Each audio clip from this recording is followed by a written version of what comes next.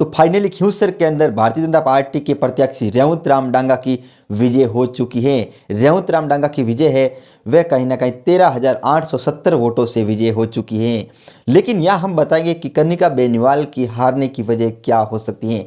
खियूसर के अंदर आरएलपी की हारने की वजह हम बताएंगे। उनसे पहले का मोल भी हमने बताया था कि लगातार से मीडिया के सर्वे के अनुसार देखें तो खियूसर के अंदर रेवंत राम डांगा का नाम आ रहा था। कहीं ना कहीं रेवंत राम डांगा अब की बार यहाँ से विधायक बन सकते हैं। ये शुरू से लेके एंड तक ये माहौल था। मीडिया के अंदर चर्चाओं में आने लगा कि रेवंत राम डांगा है वह कहीं ना कहीं किसी भी हाल के अंदर यहाँ से खियूसर के अंदर अब की बार विजय कर सकते हैं।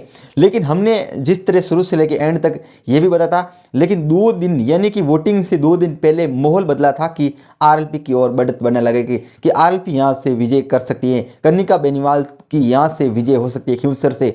शुरू से लेके एंड तक तो बीजेपी का था माहौल। उसके बाद में कनिका बेनीवाल का हमने भी बताया था कि कनिका बेनीवाल यहाँ से विजय कर सकती है खियूसर के अंदर। विधायक अब की बार यहाँ से कनिका बेनीवाल 100% 2 से 3 हज़ार वोटों से जीतेंगी, लेकिन कनिका बेनीवाल यहाँ से जीत सकती है। ये मीडिया में भी चर्चा होने लगी और ये कहीं ना कहीं जो बीजेपी के जो एक मंत्री जी की बात कर, मंत्री जी ने भी ये बयान दिया था कि मंत्री जी मुंडन करवाएंगे, ये बयान दे दिया था। उसके बाद में माहौल कहीं ना कहीं लगातार से आरएलपी की ओर था। लेकिन कहीं ना कहीं खियूसर में आरएलपी की हारने की वजह हम बता रहे हैं कि खियूसर के अंदर आरएलपी की हारने की वजह कहीं ना कहीं विकास और कार्य को लेकर देखें तो कार्य बहुत ही शानदार रहा था। खियूसर के अंदर हनुमान बेनीवाल ने रोडें अच्छी तरह से बनी थी। कार्य कहीं ना कहीं खियूसर में लगातार से बहुत ही शानदार रहा था। कनिका बेनीवाल की हारने की वजह यही हो सकती है कि हनुमान बेनीवाल अपने घर के सदस्य को ही खड़ा कर लेते हैं। ये सबसे ज़्यादा उनके वोटर नाराज होने लगे थे। जो कहीं ना कहीं उनके वोटर थे, हनुमान बेनीवाल के समर्थक है, वे कहीं ना कहीं बीजेपी की ओर बढ़त बनाने लग गए थे कि बीजेपी की ओर हम जा रहे हैं, क्योंकि हनुमान बेनीवाल अपने जो खुद के ही घर के अंदर से प्रत्याशी बना दिया था कनिका बेनीवाल को। उनसे लेकर कहीं ना कहीं नाराज थे जो काफ़ी ज़्यादा समर्थक है। उनको आस थी कि जो 5 लाख सीधा महाराज है उनको यहाँ से प्रत्याशी बनाएंगे, उनकी 100 से 100% यहाँ से विजय होगी खियूसर में।